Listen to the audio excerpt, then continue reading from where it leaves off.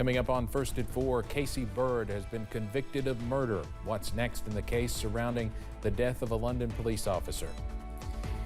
Then we'll check in with Breathitt County's Hunger Alliance to see how progress is coming along after their building and supplies were damaged by a fire last year. And welcome to the weekend. We have temperatures in the mid-80s right now, and we're going to continue to cool off throughout the weekend. Details in a few minutes. Dedicated to Eastern and Southern Kentucky, this is WYMT Mountain News First at 4. Good afternoon, I'm Steve Hensley. First at 4, the trial of a Southern Kentucky man accused of killing a police officer by driving drunk ended late last night. Casey Bird was found guilty on all counts, including murder. Bird was convicted in the death of London police officer Logan Medlock.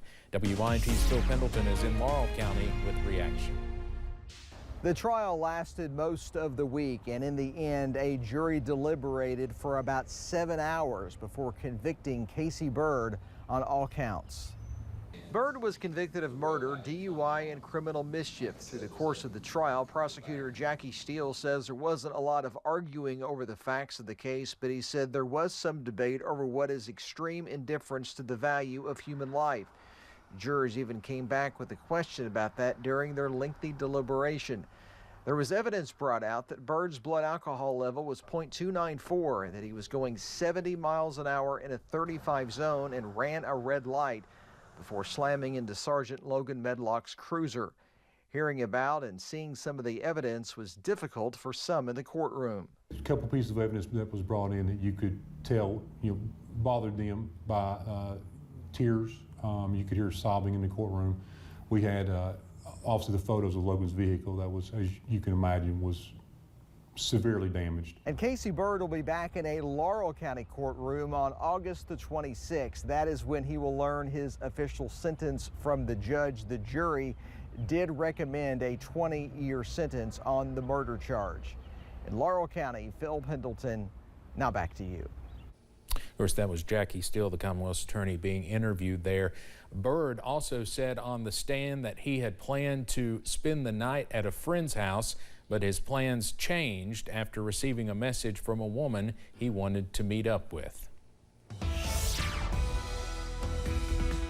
TGIF, the weekend is here and we're off to a nice start as temperatures right now are in the low to mid 80s. We're at 84 in London, 84 in Williamsburg, 85 in Manchester. Jackson's checking in with 83, 84 in Pikeville, 77 in Wise. And in terms of how we were 24 hours ago, just a degree or two cooler here and there depending on your location. 1 degree cooler in Jackson, 1 degree cooler in London, 3 degrees warmer in Harlan, 5 degrees warmer in Jonesville as well as Wise. All is quiet on live pinpoint Doppler radar. This will get a break as we go throughout the weekend and into the first part of next week. Next 12 hours, not bad. How about 84 by the 7 o'clock? Great evening to get outside and fire up the grill and grill some burgers and steaks and hot dogs, what have you. 11 o'clock, 75 degrees with clear skies. 5 a.m. we'll see a temperature of 68 degrees. When you wake up in the morning, we'll see temperatures in the mid to upper 60s, low 70s towards Prestonsburg as well as Jacksboro. I'll have the complete first alert forecast, including a look at the weekend in a few minutes. Steve. All right, Eric, thank you. One Breathitt County organization is continuing to fight against food insecurity, but not without a few hiccups. WYMT's RJ Johnson explains. Throughout the years, the Breathitt County Hunger Alliance has been in several locations throughout the county. After a fire destroyed their location in 2023, officials found a space on Beattyville Road. However, Executive Director Patsy Clare says they have outgrown this location. We are actively looking for a bigger space. We desperately need a bigger space.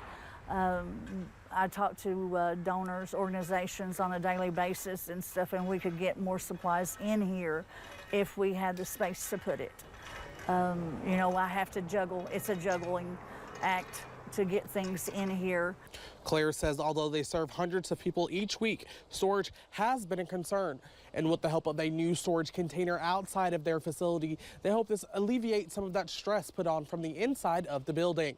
But for now, in Breathitt County, RJ Johnson, WYMT Mountain News. Claire says they have also expanded ways they help the community through clothes and other items. Coming up on First at 4, WYMT is live in downtown Corbin at the 2024 Nibrock Festival. We'll take a look at the event's history. And if you're going out to Nibrock, I'll have that first alert forecast in just a few minutes. Stay with us.